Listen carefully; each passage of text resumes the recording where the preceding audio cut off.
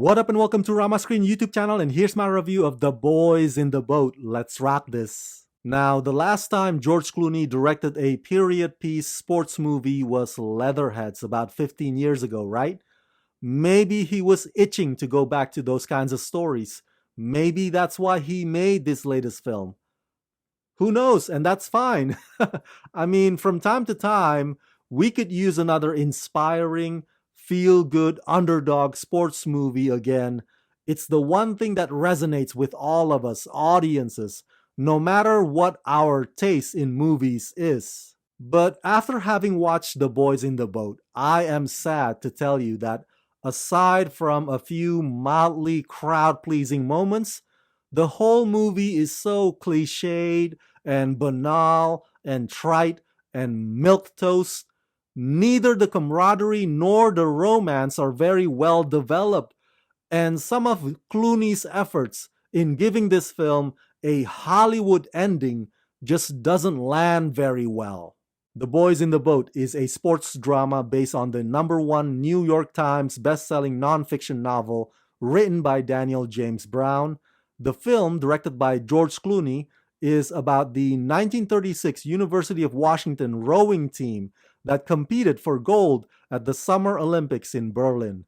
This inspirational true story follows a group of underdogs at the height of the Great Depression as they are thrust into the spotlight and take on elite rivals from around the world, starring Joel Edgerton, Callum Turner, and Hadley Robinson. But it's not all doom and gloom. It's not a lost cause. Some things about The Boys in the Boat are worth admiring. Oscar-winning composer Alexander Desplat once again produces his exquisite music that elevates some of this film's emotional beats, and the cinematography and the lighting and the editing give this film a certain warmth, a certain throwback texture that reminds you of such films as Chariots of Fire, for example. But you know me, I'm a story first kind of guy, so if the quality of the story falls short, it can ruin the whole experience, despite some of this film's more decent elements. Do you remember that movie Argo? Remember that final scene where the plane's about to take off and it's getting chased by a bunch of Iranian cops? Now, you can argue that that may have actually happened since it's based on a true story, but come on, man. Let's be real. Let's keep it real.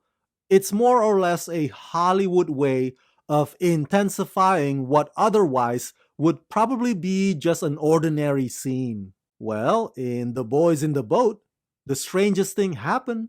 While most of the focus of the story is on Callum's character, Joe Rance, all of a sudden, once they arrive in Germany, the story pivots to Joe's boatmate who gets the stomach flu.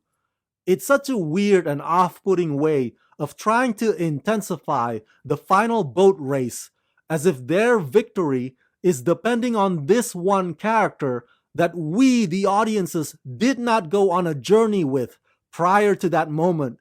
And I'm like, really? Is this what counts for suspense and thrill? Yikes! So noticeable things like that really bug me about The Boys in the Boat. Not to mention, it seems that the film wants to speak out against Nazism, but it's being coy and half-ass about it. Now, I did, however, appreciate the way the script tackles how the Great Depression affects these characters and how beaten down Americans were looking to these boys for any glimpse of hope.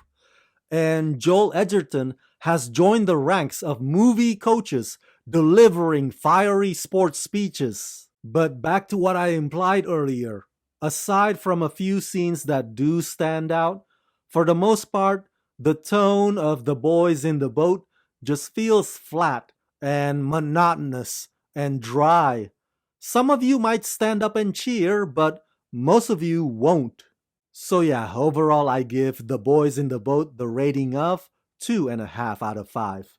Look, don't get me wrong, the true story itself was remarkable and it does deserve a big screen treatment.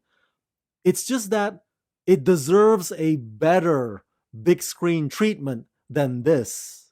So that's it. That's my review of The Boys in the Boat. Smash that like button. Hit that notification bell. Share this video with everyone you know. Share your thoughts in the comment section below. And as always, subscribe. Let's rock this.